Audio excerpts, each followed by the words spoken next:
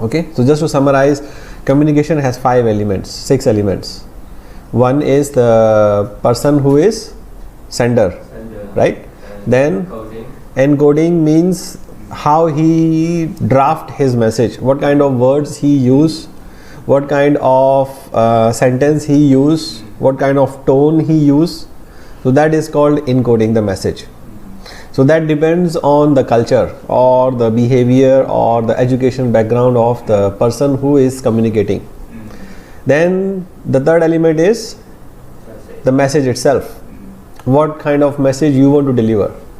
So it can be anything. Normally you communicate to inform, to give directions, or to inquire something.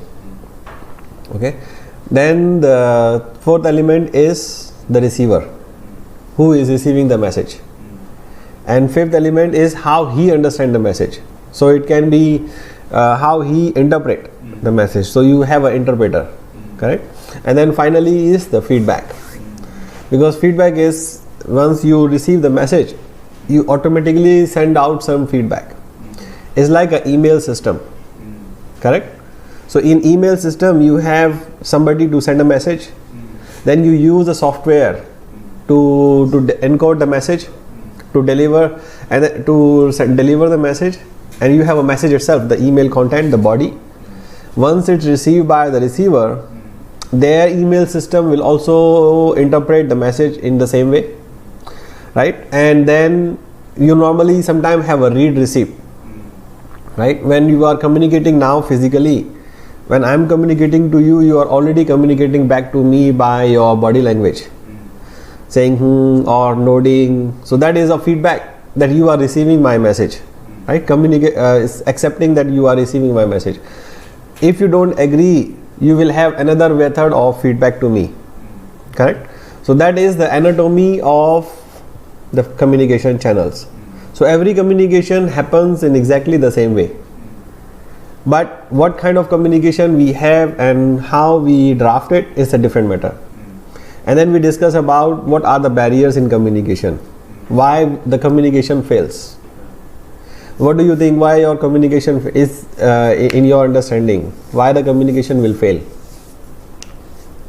Well, sometimes people, the receiver, and sometimes they may understand the way we wrote our message.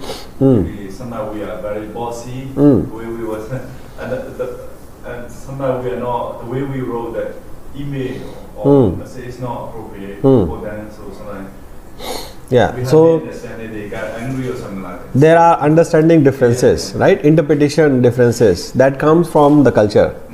And sometimes you may not communicate in the way you should be communicating. So you may be rude, you may be aggressive in your communication, so the receiver may not get your message in the correct manner.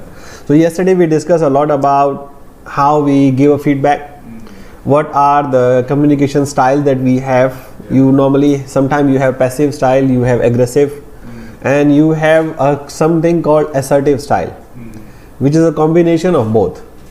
So usually you have to be fair.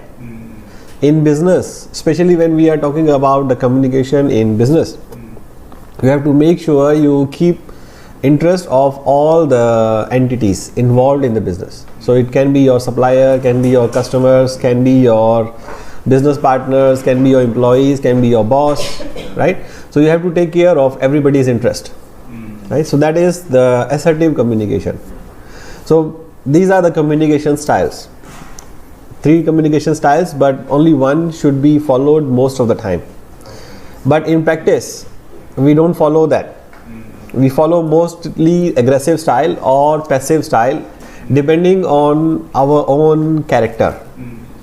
Some characters are usually assertive, fair, but most of the characters in this human world is either aggressive, either want to take advantage of yourself, or you let others take advantage of you, right?